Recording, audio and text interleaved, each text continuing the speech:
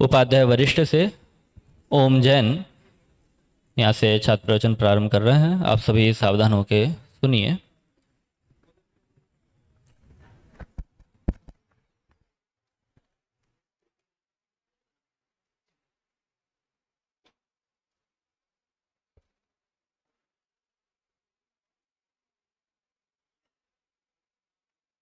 सभी हाथ जोड़ लें एवं आंखें बंद कर लें।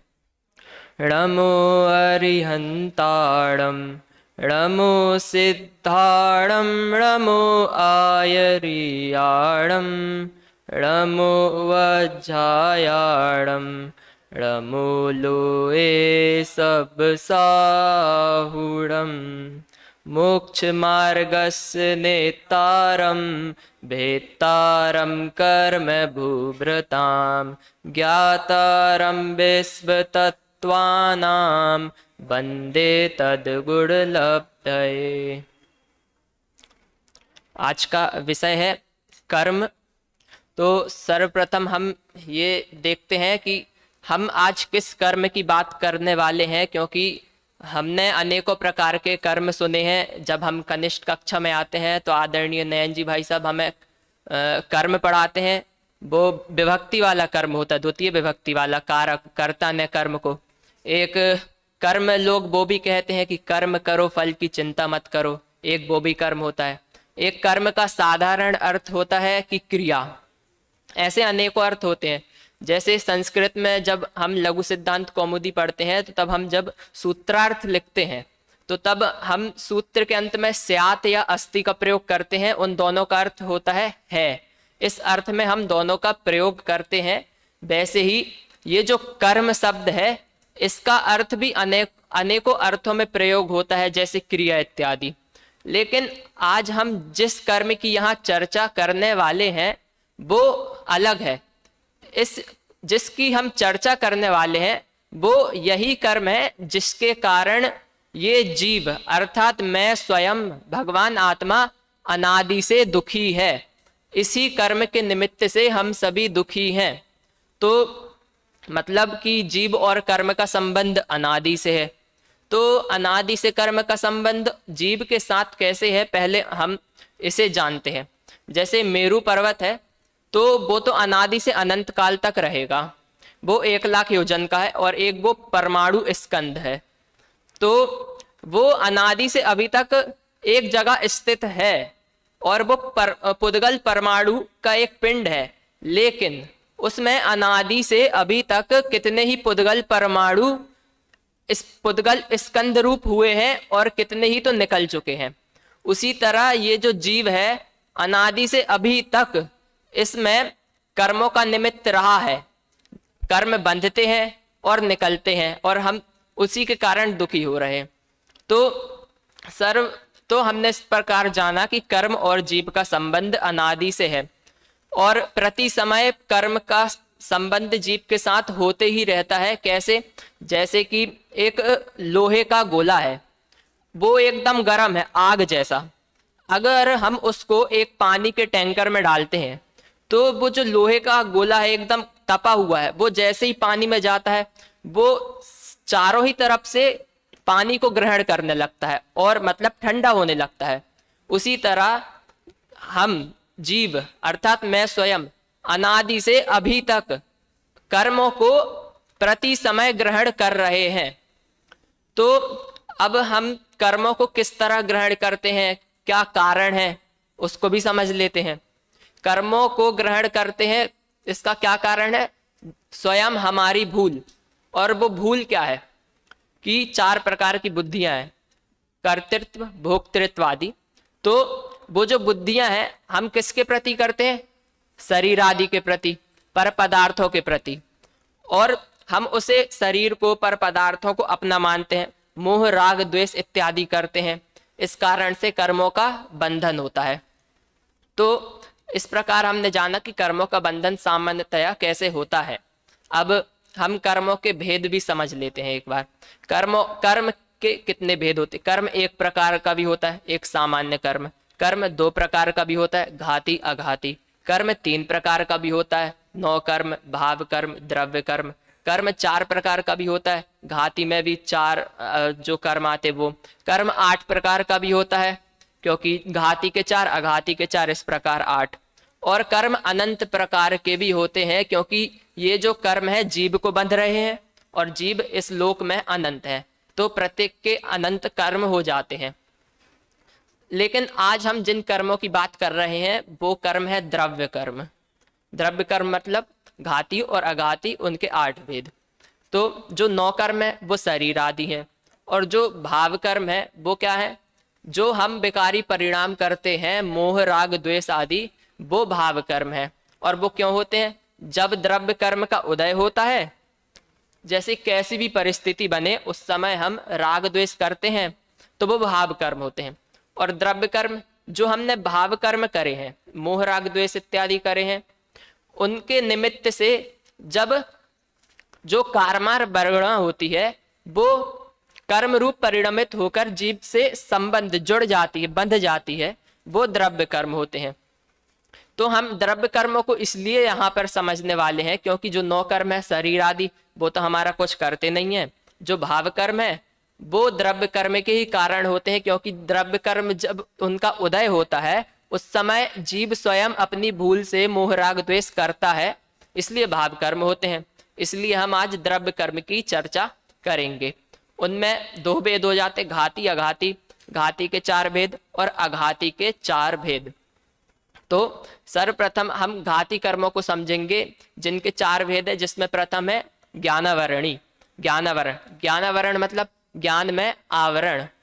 तो सबसे पहले हम इसकी परिभाषा समझते हैं कि जब जीव आत्मा स्वयं ज्ञान गुण का घात करता है, तब ज्ञान गुण के घात में जिस कर्म का उदय निमित्त हो उसे ज्ञानावरण कहते हैं।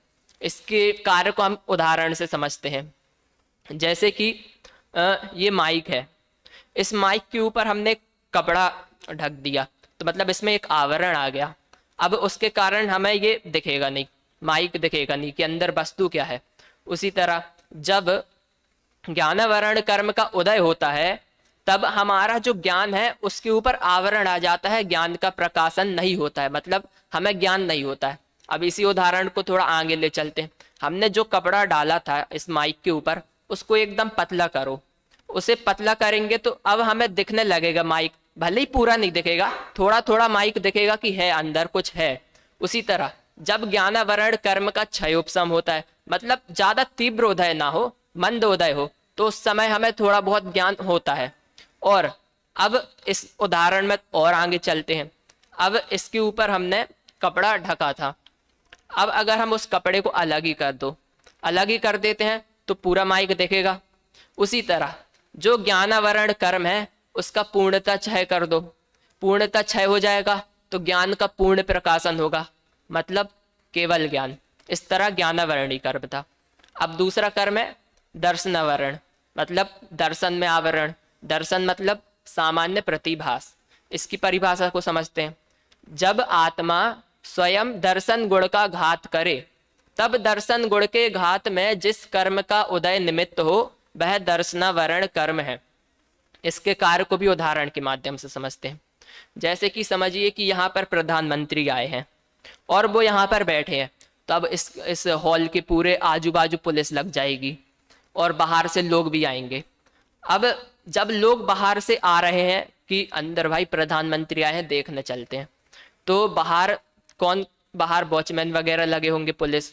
अब वो पुलिस अंदर आने नहीं देगी, सिक्योरिटी लगी है, तो जो लोग हैं वो बाहर ही खड़े रहेंगे। अब वो अंदर प्रधानमंत्री बैठे हैं, तो अब उनका सामान्य प्रतिभास नहीं होगा कि भाई प्रधानमंत्री बैठे, हम उन्हें देख ही नहीं पा रहे। उसी तरह जब दर्शनावरण कर्म का उदय होता है तो हमें वस्तु का सामान्य प्रतिभास नहीं होता है।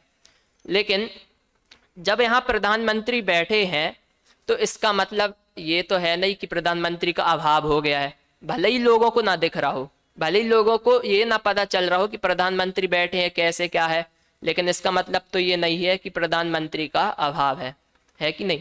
उसी तरह जब दर्शनावरण कर्म का उदय होता है, भले ही हमें वस्तु का सामान्य प्रतिभास नहीं होता, लेकिन इसका मतलब ये नहीं है कि वस्तु का अभाव है, वस्तु तो है। इस तरह दर्शनावरण कर्म था।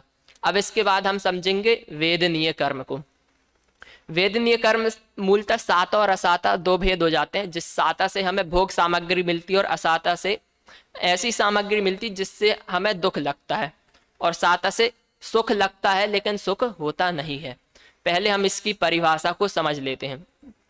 जब आत्मा स्वयं मोह भाव से आकुलित होता है तब अनुकूल और प्रतिकूल संयोग प्राप्त होने में जिस कर्म के उदय का निमित्त हो उसे वेदनीय कर्म कहते हैं। इसका उदाहरण इस प्रकार है, जैसे कि एक तलवार है और उस तलवार एकदम पैनी है, बहुत धार है, उसमें शहद लगी है, पूरी तलवार में शहद लगी है और वो तलवार पूरी पैनी है। अब कोई मिथ्या दृष्टि जीव है, उसे शहद व्यसनी है, वो तो उसे शहद बहुत पसंद है। अब उसे शहद चखना है, उसने देखा कि यार ये तलवार है, इसमें शहद लगी है और शहद उसे बहुत पसंद है, उसे शहद चखना है। वो जैसे ही शहद को चाटेगा तलवार में, 2 सेकंड के लिए उसे शहद का सुख अनुभव होगा कि शहद का स्वाद आया, लेकिन 2 सेकंड बाद क्या होगा? क्या शहद काय में लगी थी? तलवार में। तलवार मतलब तलवार को चाटा ना उसने और उसकी जीभ कट जाएगी।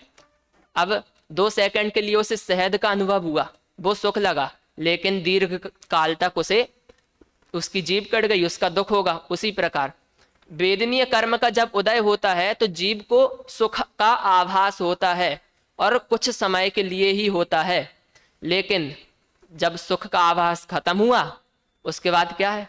दुख, और दुख दीर्घ काल तक रहेगा। इस तरह वेदनीय कर्म था। मोहनीय सबसे बुरा, सबसे खतरनाक कर्म होता है। क्यों? क्योंकि इसमें जीव स्वयं की पहचान को भूल जाता है कि मैं कौन हूं। सबसे पहले हम इसकी परिभाषा को समझते हैं। जब जीव अपने स्वरूप को भूलकर पर को अपना माने और स्वरूपाचरण में असावधानी करे, इसको उदाहरण के माध्यम से समझते हैं। मदिरा मतलब शराब। जैसे कोई शराबी व्यक्ति है, उसने शराब को पिया, तो शराब को पीने के बाद क्या होगा? वो भूल जाएगा मैं कौन हूं। आप अपर आया का उसको भान नहीं रहेगा, स्वपर भेद विज्ञान नहीं रहेगा और अशोभनीय कार्य करेगा, ऐसे काम करेगा जो लोग सोचेंगे कि कर क्या रहा है ये आदमी।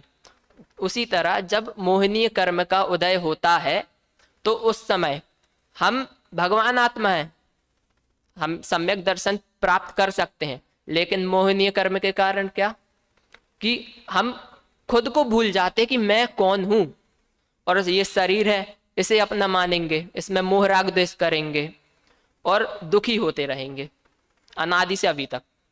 इस तरह मोहनीय कर्म था। ये 4 घाती कर्म थे। अब 4 अघाती कर्मों को भी समझते हैं, जिसमें सबसे पहले आता है आयु। आयु से क्या होता है कि हम जिस शरीर को ग्रहण करे हैं अभी, उसमें हम एक निश्चित काल तक उसी में स्थित रहते हैं। इसकी सबसे पहले परिभाषा देखते हैं। जब जीव स्वयं की योग्यता से मनुष्य, त्रियंच, नरक, देव आदि पर्याय में एक निश्चित काल तक स्थित रहता है, वह आयु कर्म है। इसका काम जेल जैसा है। जेल कैसे? जैसे कोई अपराधी है, उसने अपराध किया तो कोर्ट ने उसको बोला कि भाई इस व्यक्ति को, इस अपराधी को 10 साल तक जेल के अंदर रहना है। अब 10 साल उसकी निश्चित कि वो जेल में रहेगा ही रहेगा 10 साल तक, उससे बाहर जा ही नहीं सकता। अब वो कितने भी उपाय कर ले, 10 साल के बाद तो चला जाएगा, लेकिन 10 साल के अंदर में क्या वो जेल से बाहर जा सकता है? नहीं जा सकता। उसी प्रकार जब आयु कर्म का उदय रहता है तो हमें ये शरीर मिला, हम अपने ऊपर ही घटाते हैं। जैसे हमें सपोज 80 वर्ष की आयु मिली है कि 80 वर्ष तक हम इस शरीर में रहेंगे, तो हम चाहे कर भी इस शरीर से 80 वर्ष के अंदर बाहर नहीं निकल सकते। हमें 80 वर्ष तक इस शरीर में रहना ही पड़ेगा, फिर चाहे ये शरीर कैसा भी हो, यही सुख दुख जो कुछ भी हो करना पड़ेगा। और कुछ लोगों को तो भय रहता है कि यार मेरी आयु कम हुई तो मैं तो मर जाऊंगा, उसका डर रहता है। लेकिन उसे इस बात का ख्याल नहीं रहता कि अगर आयु जब तक है तब तक तो रहेगा ही, फिर कुछ भी कर लो, बाहर तो इस शरीर से जा ही नहीं सकते, क्योंकि आयु कर्म का उदय है। और जब आयु कर्म का क्षय हो जाए तो कितना भी उपाय कर लें, एक समय के अंदर जीव और आत्मा, क्या जीव और शरीर पृथक हो जाएगा उसी समय। फिर हम कितने भी उसमें वो कर लें कि यार मुझे नहीं मरना, मुझे तो यहीं पर रहना है, मुझे बहुत अच्छा लग रहा, एक समय में जीव और शरीर पृथक पृथक हो जाएगा। इस प्रकार आयु कर्म था। अब नाम कर्म के बारे में जानते। नाम कर्म क्या है? इससे हमें जो शरीर मिला है उसका आंगोपांग इत्यादि शक्ति, ये सब की रचनाएं होती हैं। तो पहले हम इसकी परिभाषा को जानते हैं कि जिस शरीर में जीव स्थित है उस शरीर की रचना में जिस कर्म के उदय का निमित्त हो वह नाम कर्म है। इसका उदाहरण इस प्रकार है, जैसे कि कोई पेंटर है, चित्रकार, वो अनेक प्रकार की पेंटिंग बनाएगा। फिर अब जैसे वो पेंटिंग बनाता है तो प्रत्येक पेंटिंग में अगर वो व्यक्तियों को बनाता है, लोगों को बनाता है, तो उसमें ऐसा तो है नहीं कि हर एक व्यक्ति एक समान हो, कोई छोटा होगा, कोई बड़ा होगा, कोई मोटा पतला इत्यादि होगा। उसी प्रकार जब नाम कर्म का उदय होता है तो उस उदय के समय जीव के शरीर की रचना होती है। तो कोई व्यक्ति की हाइट छोटी है, कोई की बड़ी है, कोई मोटा है, कोई पतला है, कोई बलवान है और किसी में शक्ति नहीं है। तो इसमें दुख कैसे होता है? दुख ऐसे होता है जैसे कोई व्यक्ति की हाइट बहुत लंबी है तो लोग उसे लंबू लंबू कहने लगते हैं, है कि नहीं? लंबू लंबू कहने लगते हैं, लेकिन उसे इस प्रकार उससे ये पता ही नहीं कि ये तो शरीर है और ये नाम कर्म के उदय से मिला है, लेकिन मैं तो एक अप्रभावी आत्मा हूं। इस प्रकार दुख होता है। अब अगला कर्म क्या है? आयु नाम, उसके बाद आया गोत्र। गोत्र में क्या होता है कि व्यक्ति को उच्च कुल और नीच कुल मिलता है। तो पहले इसकी परिभाषा को समझते हैं। जीव के उच्च और नीच आचरण करने वाले कुल में जब व्यक्ति का जन्म होता है उस समय जिस कर्म का उदय निमित्त हो वह गोत्र कर्म होता है। तो इसका उदाहरण किस प्रकार? जैसे एक कुम्हार है, कुम्हार तो वो घड़े बनाता है, तो जो घड़े हैं वो एक समान तो बनते नहीं, कुछ घड़े बड़े होते हैं, कुछ छोटे होते हैं। उसी प्रकार जब इस जीव के गोत्र कर्म का उदय होता है तो सभी जीव समान जाति के नहीं रहते, कुछ ऊंचे रहते हैं, कुछ नीचे रहते हैं। तो इसमें दुख किस प्रकार रहेगा? अब कोई नीचे कुल का व्यक्ति है तो वो नीचे कुल में है इसलिए उसको दुख है, और उच्च कुल वाले को कैसे दुख है? उच्च कुल वाले को इस तरह से दुख होता है कि यार मैं ऊंचे कुल का हूं, मेरी भी एक प्रतिष्ठा है समाज में, अगर मैं कोई नीचे कुल जैसा काम करूं तो मेरी इज्जत गिर जाएगी। इसका भय रहता है उसे कि मेरे से कोई भी ऐसा काम ना हो जाए कि मेरी इज्जत डूब जाए, क्योंकि मैं तो उच्च कुल का हूं। इस प्रकार इसमें दुख होता है। अब अंतराय कर्म क्या होता है? इसके बाद अंतराय कर्म है। तो उसमें क्या होता है कि जीव के दान, लाभ, भोग, उपभोग, वीर में जो विघ्न रहता है जिस कर्म का उदय निमित्त हो वह अंतराय कर्म है।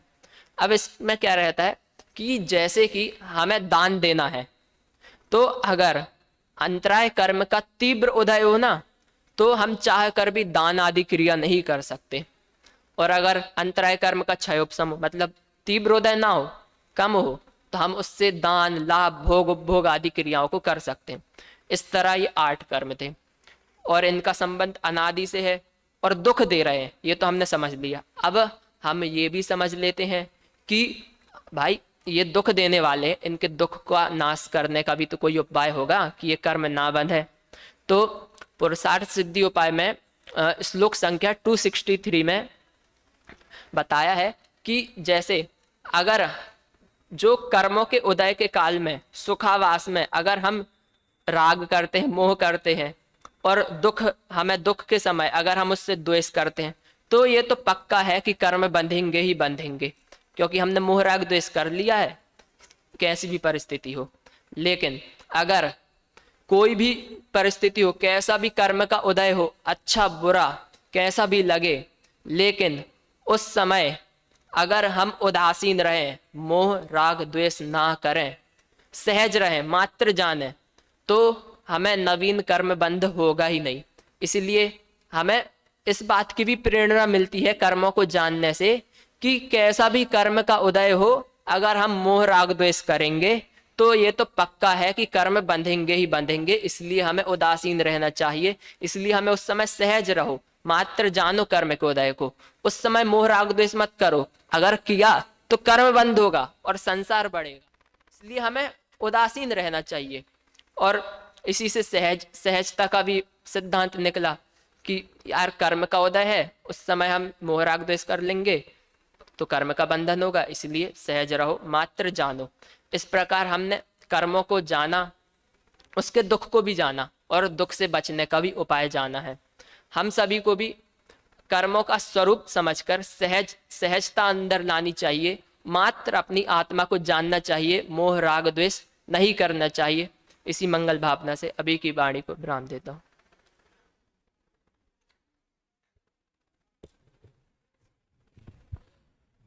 बहुत ही सुंदर।